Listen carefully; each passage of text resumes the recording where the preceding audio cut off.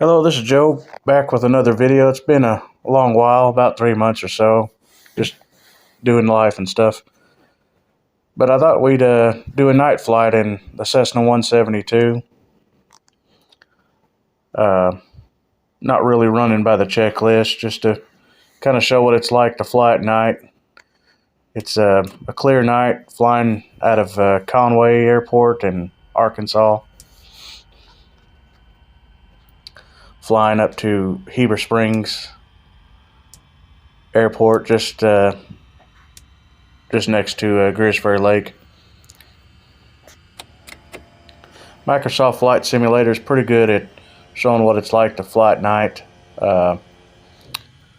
It looks quite different than flying during the day, but on a clear night, you can still visually navigate pretty well, but you have to really use your charts, know the elevation of mountains and towers and stuff, and to be able to safely avoid terrain. Of course, most of Arkansas is relatively flat, but you can navigate using the headlights off of highways and freeways and interstates, stuff like that. City lights. You can navigate from city to city just using those, but using a sectional, the yellow highlighted areas around major cities and towns is supposed to show what the city looks like at night, which is the city lights. So studying VFR sectional charts is really required to do any safe navigation at nighttime.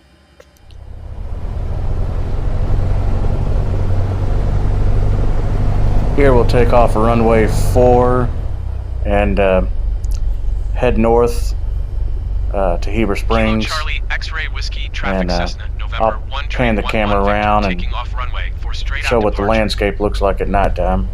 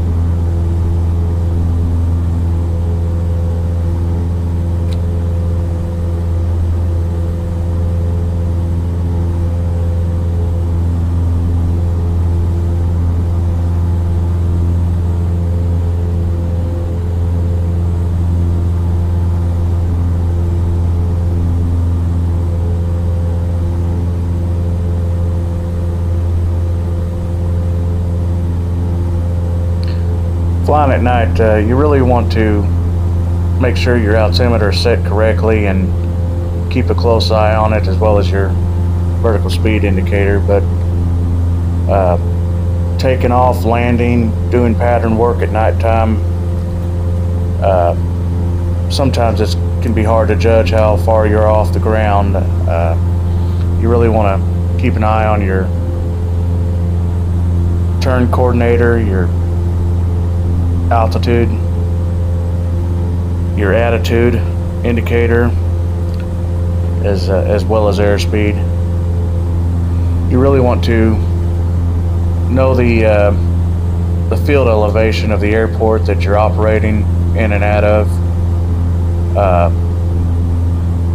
If it's around 500 or 600 feet above sea level, you want to keep an eye on your altimeter. If you're doing pattern work, you should be 1,000 feet above the field elevation, so that would bring it around 1,600 feet or so. Out west, the field elevation's a lot higher, 1,000, 2,000, depending on where you're at, or higher. But you really want to study the airport charts, study your sectional charts, see where the terrain is at. The physical horizon will be a lot harder to distinguish the ground from the sky. So you really want to keep an eye on your attitude indicator and turn coordinator, as well as your other instruments.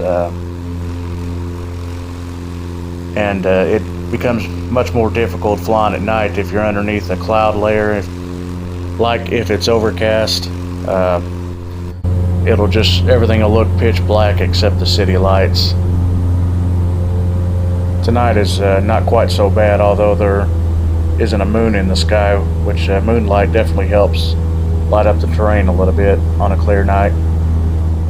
I think we'll jump ahead, get closer to Heber Springs, and show the approach and landing. Here I go ahead and type in the direct to Heber Springs. I probably should have done that before I took off, but I've flown there so many times in real life and in the simulator that I could probably fly there blind from North Little Rock Airport in Conway.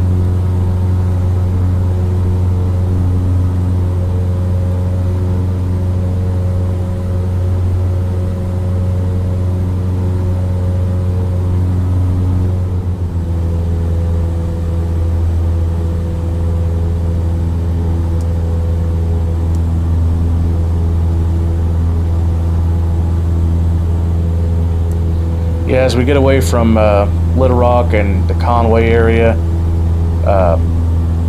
the city lights aren't as bright, and it just looks a lot darker out in front of you. But there's still highways. You can still see headlights from cars and stuff on highways and stuff like that to help navigate.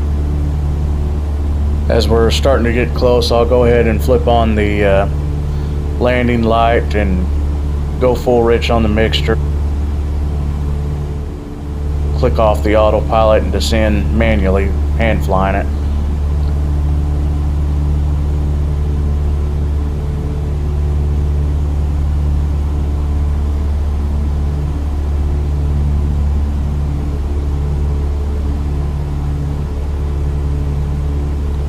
Using the VFR map in the game is pretty handy for navigating day or night, but it doesn't really show terrain very well, terrain elevation, mountains, stuff like that. So it'd still be better to use a source like Navigraph or something like that to get real world charts, or you can find them for free usually, just Googling them.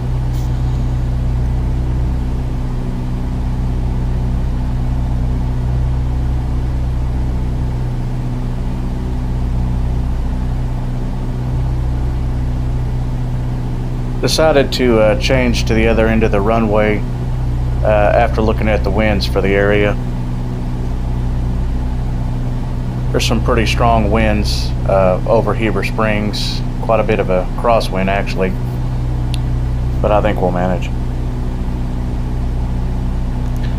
By now you can see the blue lights from the taxiway on the airport to our left, on the left side of the windscreen. And the airport beacon flashing white and green alternating. And as we line up with the runway, you'll start to see the white lights appear and the runway thresholds as well.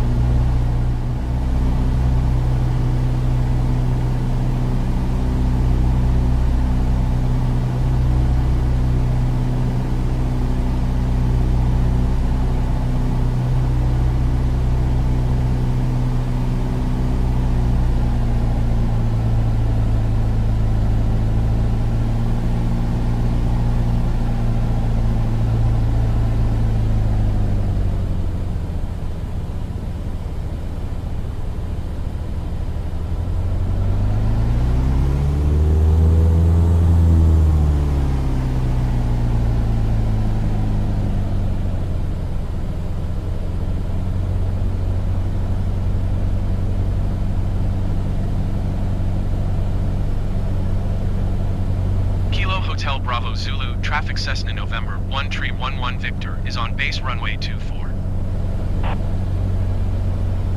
Kilo Hotel Bravo Zulu, traffic Cessna November 1311 Victor is on final runway 24 to land.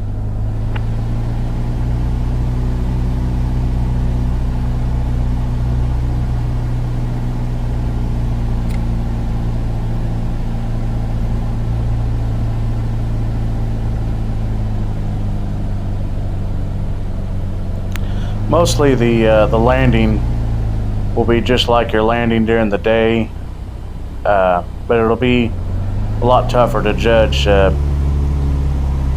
depth and distance from the ground above the runway. But as you get closer, your landing light will illuminate the runway, but this one doesn't have center line lights on the runway. That makes it a tad bit more difficult, but it's still pretty much just a standard regular landing. This one's a bit of a crosswind. I'm trying to use the rudder and keep it aligned with the runway.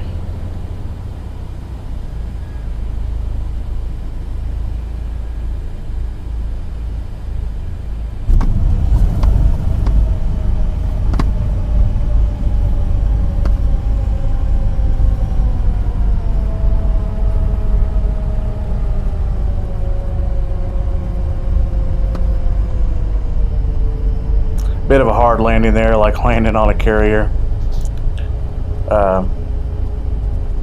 but still pretty good.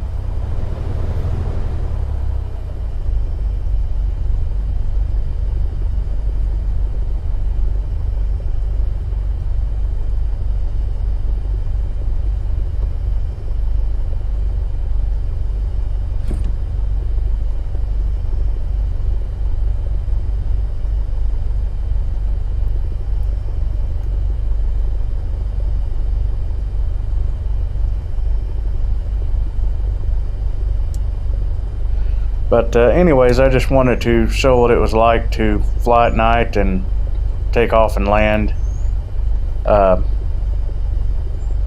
Your visual outside the windscreen's a bit different, but after several hours of practice, you get used to it and learn how to fly at night. It's quite nice. The winds are usually lighter because it's cooler and stuff like that. But I think we'll end the video here. Thanks for watching.